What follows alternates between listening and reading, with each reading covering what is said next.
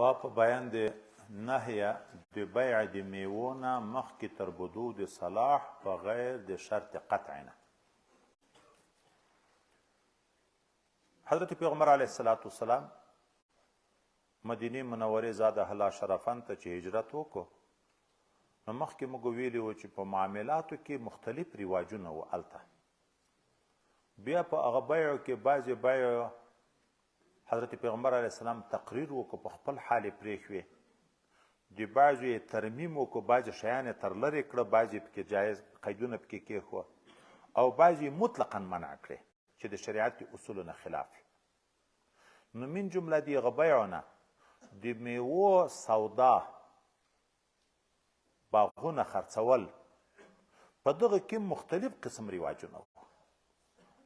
نور تشریح بل بیا وروسته لږ وکړو، خو دومره به ووایو چې میوې به خرڅې شوې مخکې تر پختن نه، بیا به مرضونه وشوه، افت به راغی، بیا چې وخت یې شکولو د باغ به راغی، مشتري به تاواني و، په جیغ قیمت پې اخیستې وه، میوه به خرابه شوې وه.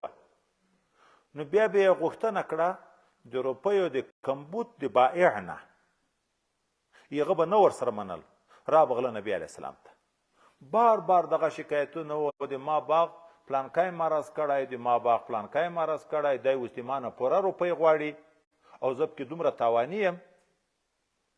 نو نبی کریم صلی الله علیه وسلم یو قانون ورته ذکر کړ چې تاسې میوې مخکې تر بدو د صلاح مه خرڅوئ چې دا جنجال بیا پکې پیدا کېږي.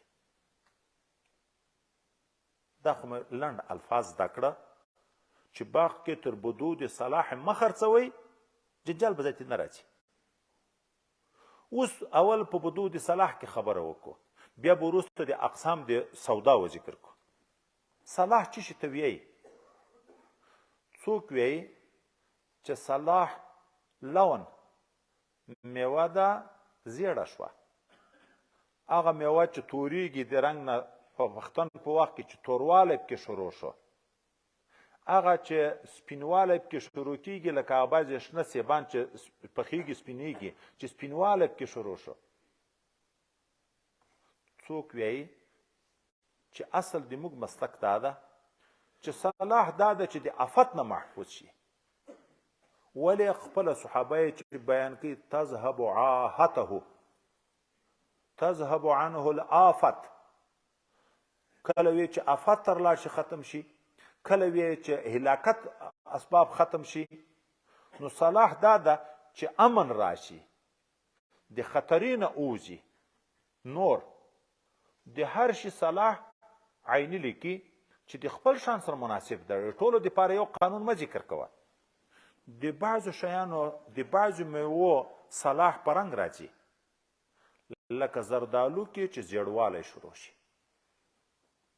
په بعضو کې صلاح په خوند راځي، لکه په ګنیو کې چې خوږوالی شروع شي، په بعضو کې صلاح په پختن راځي، لکه په انځرو کې چې نرموالی شروع شي، په خټکي کې چې نرموالی پوستوالی شروع شي، په بعضو کې بدو د صلاح په قوت راځي، لکه د غنمو دانه چې کلکه شي، مخکې شودې لري، هلته د هلاکت خطر وي پکې، وروسته یې دانه کلکه شي. په بعضو کې بدو د صلاح په اوږدوالي راځي، لکه شوتلې رشکې چې خلک خرڅوي چې اوږدوالی هغه خپل قامت یې پوره شي.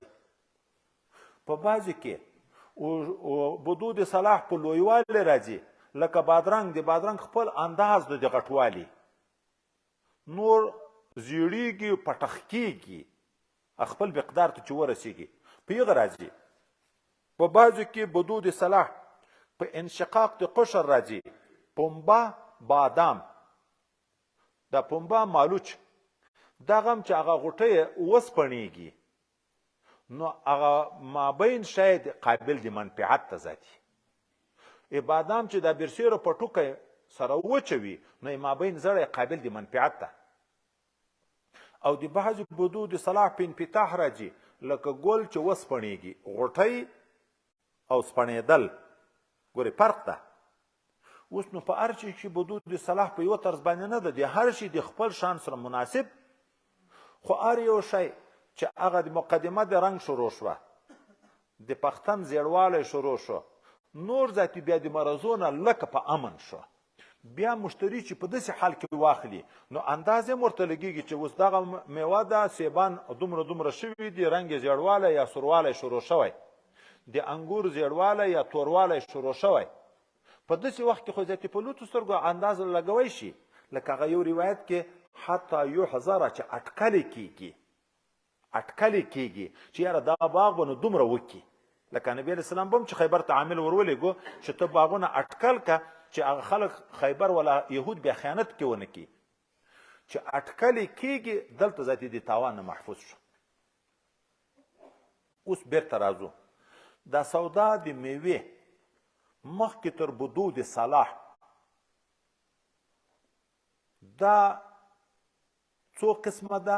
روا و ناروا. او بعد بدو صلاح څو قسمه ده؟ روا و ناروا. او نن سبا پیتوا په چشي.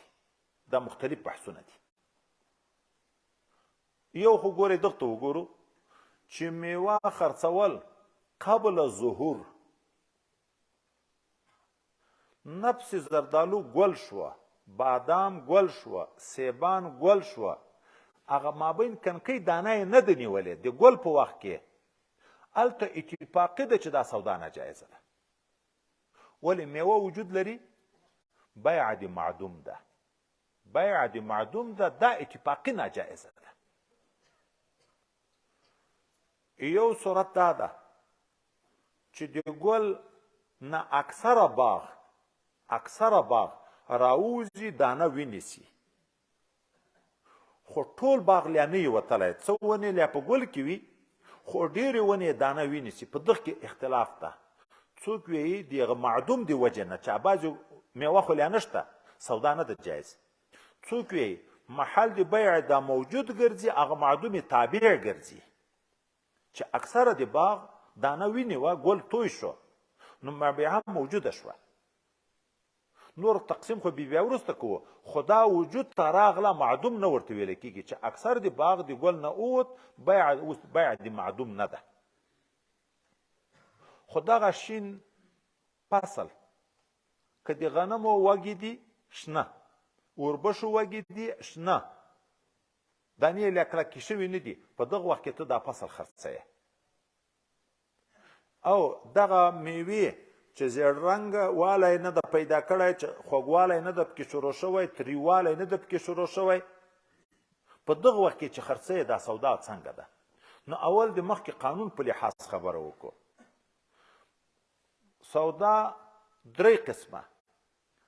باغ مشتری اخلي، دا باغ ده د سیب په 15 لکه یې زه اخلم، خو په دې شرط چې د پختن تر وخته به دالته په دغه باغ کې وي دا سیبان، به شرط تبقیه چې د پختن تر وخته به وي. یو صورت دا ده. دوم صورت دا ده چې دا باغ بایع یې زه خرڅوم په 1 لک به شرط القطع، چې پوخ شي بیا خو په 15 لکه 8 لکه خرڅېږي، خو زه اوس باغ خالي کوم مثلا ونې ویم یو غرض مې ده به شرط القطع چې دغه شنې بشکې ده میوې. دریم سودا مطلقه. باغ ته مشتری راشي، دا باغ په څو ده؟ په 15 لکه.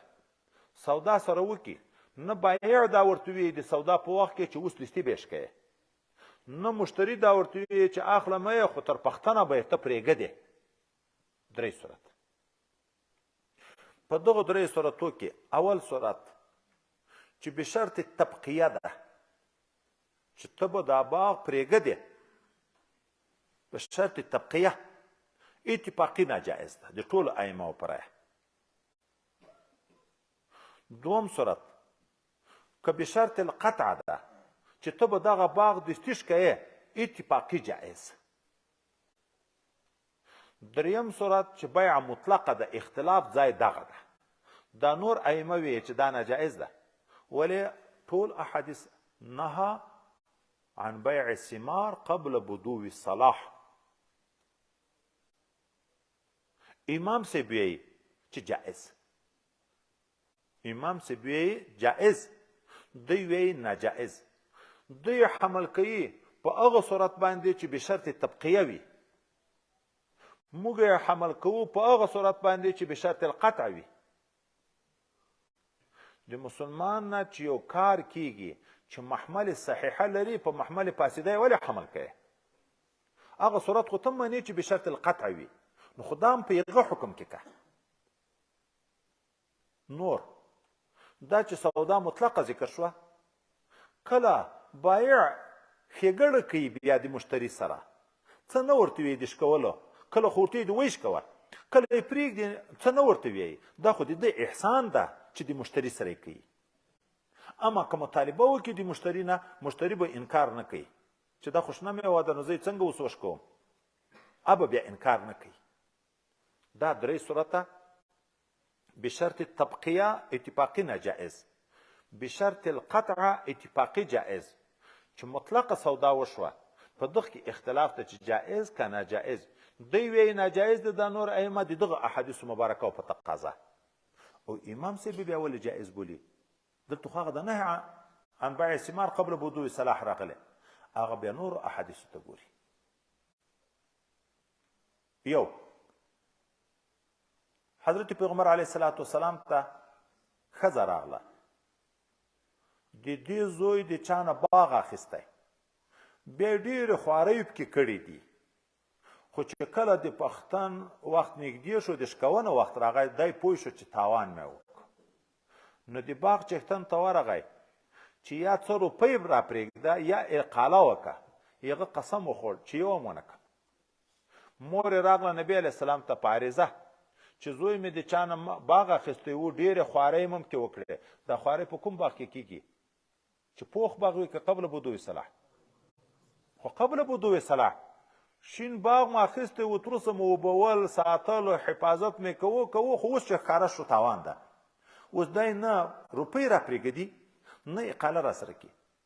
نبي علیه السلام ویل این المطلع علی الله، دا د نیک کار نه چې قسم کړی چیرې ده؟ دا څوک ده؟ صحابي چې خبر شو راغی پیغمبر علیه السلام ته، بس دې ده خوښه که ویې چې په روپیو کې 100 روپۍ را پرېږده، مثلا په 1 لک مې په خرڅ کړی ده، 20,000 ور پرېږدم، او که بلکل اقاله کوي زه تیار یم. د ده حدیث ته معلومیږي چې قبل بدو صلاح سودا روا ده، جایزه ده. بل حدیث مبارک نبی کریم صلی الله علیه وسلم وی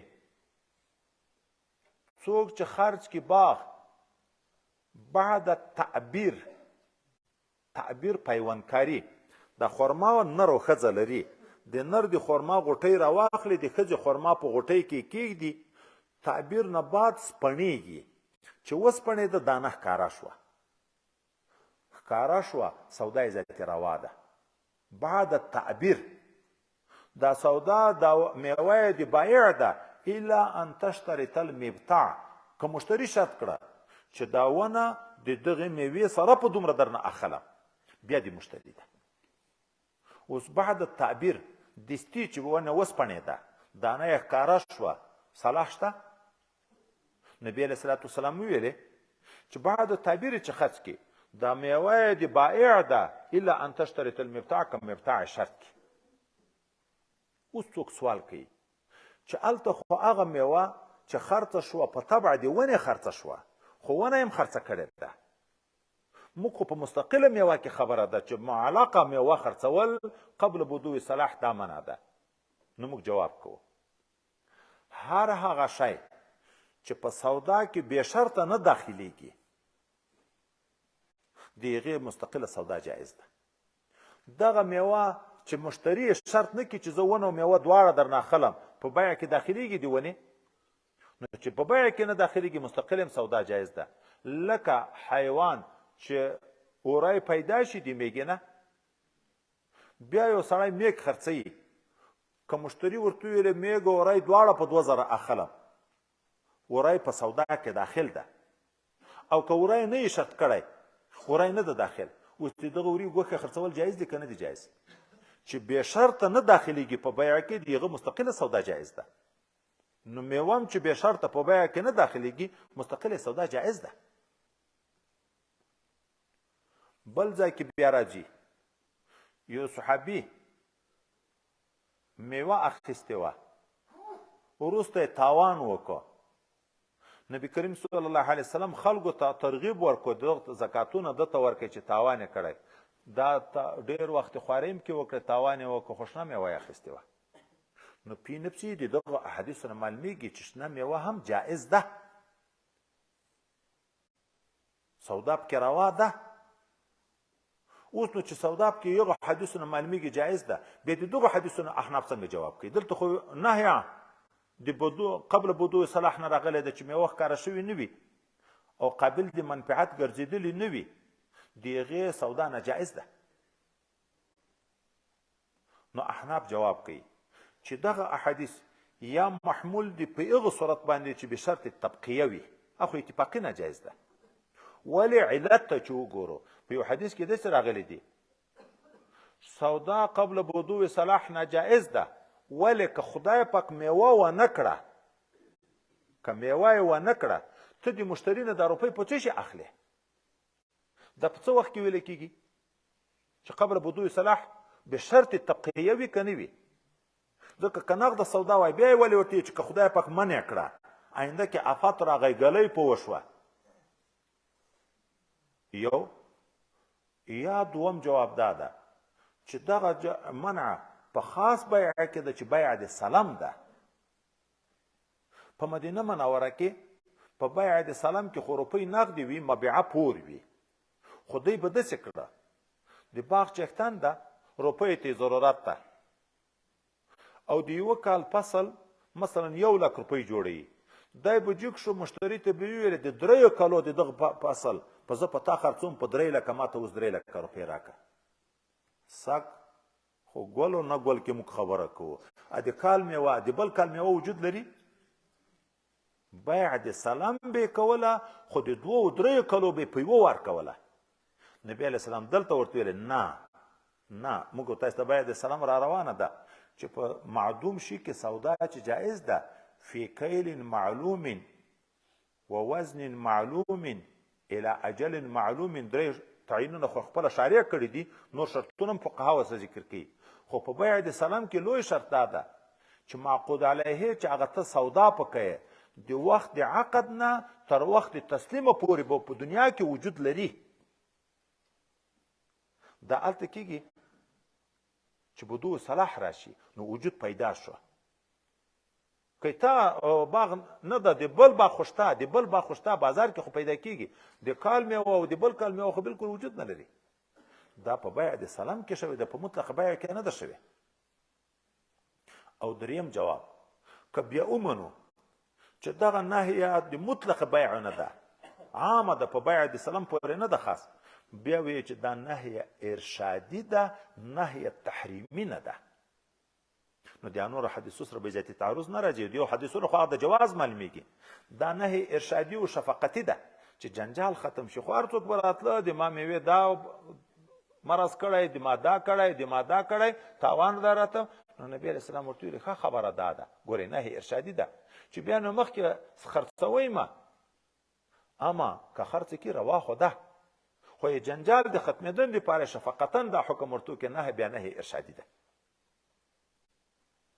دومه صورت بعد بدو صلاح چې میوه غوره شوه، موږ تاسې نیم پخته چې ورته ویو چې غوره شوه، بدو صلاح راغی، غنم دانه کلکه شوه، ګل وسپړېدو، په دغه وخت کې سودا څنګه ده؟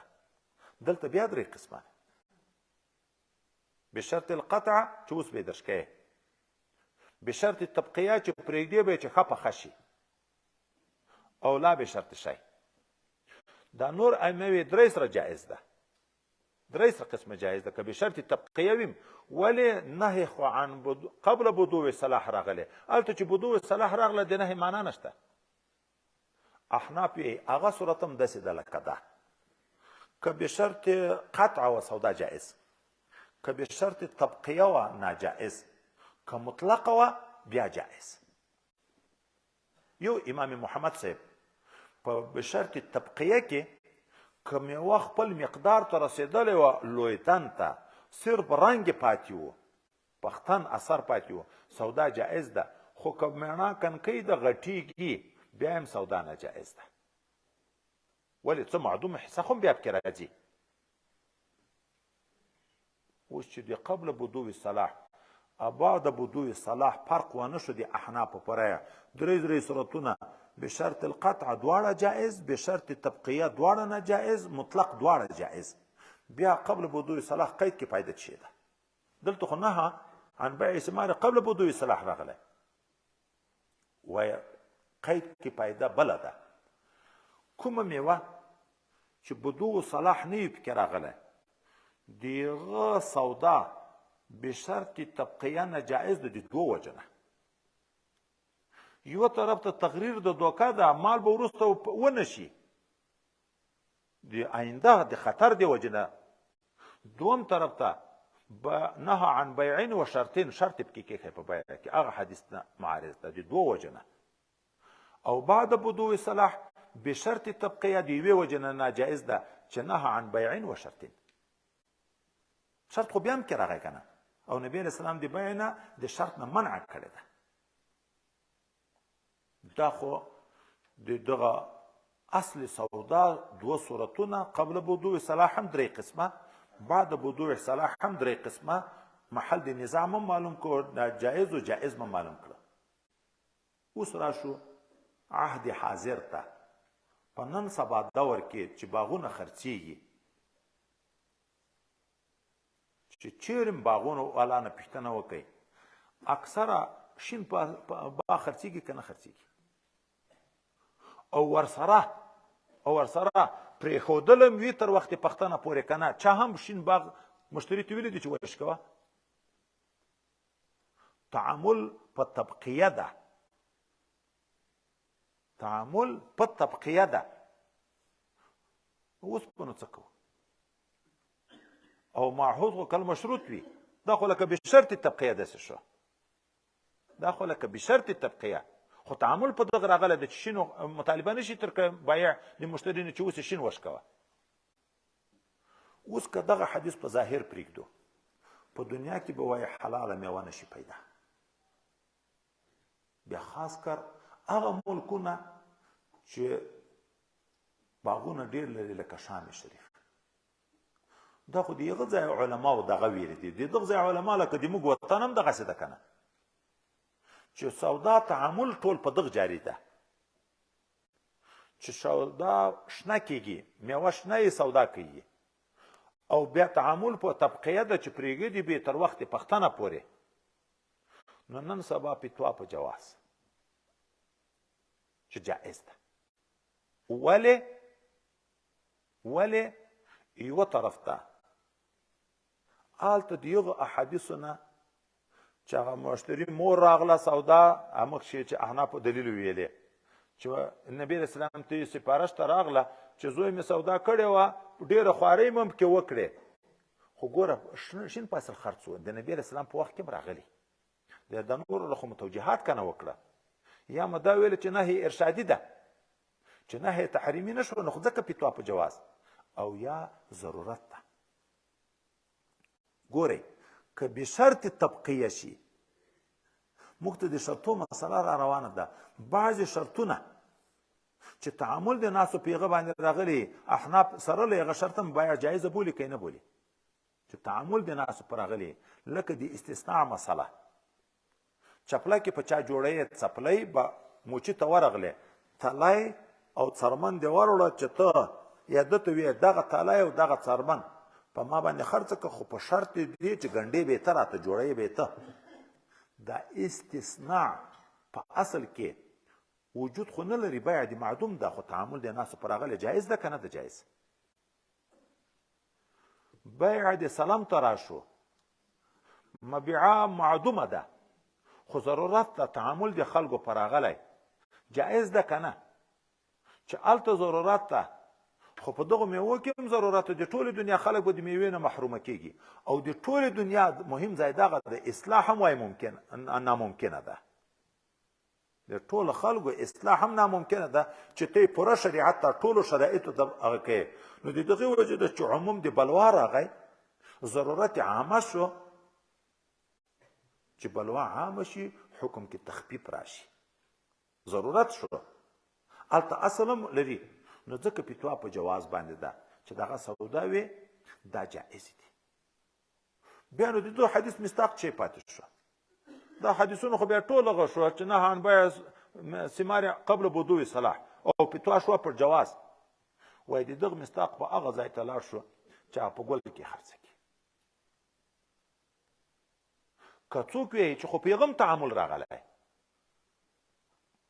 پیغام تعامل د خلک په ګل کې خرڅي موږ یې هر تعامل ته اعتبار نشته چې د شریعت رفع راځي په یو ګورې تقید وي تخصیص وي یو بالکل حکم شرعي رفع کېږي په تعامل د خلکو باندې حکم شرعي خو بالکل نشي رفع کېدی د حدیث خو به بیرته نه مرفوع بالکل نه مرفوع کوي د حدیث لپاره خو باقلا یو مصداق موجود وي بیا خو لغوه کېږي حدیث نو مصداق دا ده چې میوه ظهور نه یې کړی د ګل په وخت کې وي یا د راتلونکي او د بل کلو میوې وي هغه سودا وي چې څوک کوي هغه ناجایز ده د دغه حدیث مبارک په تقاضا اما د تعامل د وجه نه کومې میوې چې یو وارې وجود ته راغلې خارج ته موجودې شوې هلته عموم د بلوا ده د ضرورت ده یا نهي ارشادي ده یا تعامل د مسلمانانو په هغه باندې راغلی ده او بعضې هغه شرطونه چې د مقتضا د عقد سره منافي نه وي او تعامل د خلکو په هغه باندې راغلی وي په هغه باندې قول فتوا په جواز باندې ده چې دا جایز ده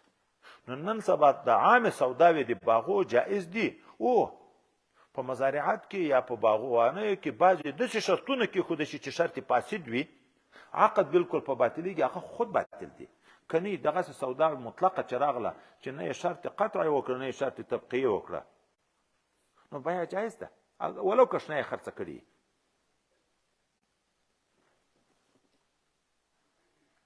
تذهب العافه تذهب العاهه تبدو وصلاحها د دغه ټول مطلب او په بعضې روایتو کې د دغه مصداق کلو چې خوراک تر شروع شي دا نوې پښتن ته چې نږدې شي چې خوراک تر شروع شي دا قابل د منفعت شوه نو د دغه سودا چې ده دا بیا جایز ده او که داسې و لکه وای انار دانه اول ترخی تریوالی چې شروع شو نو خوراک یې ذاتي شروع کېږي تریوالی ګورې خوږوالی خو په اخر کې راځي خو دا تریوالی چې شروع شو بس بدود صلاح ورته ویلی کېږي نو په داسې صورتو کې بیا سودا هم جایز ده منفعت په اخیستن هم په هغه باندې جایز ده دا بله مسله بیا لږ اوږده ده خو تاسې هم ورته ستړي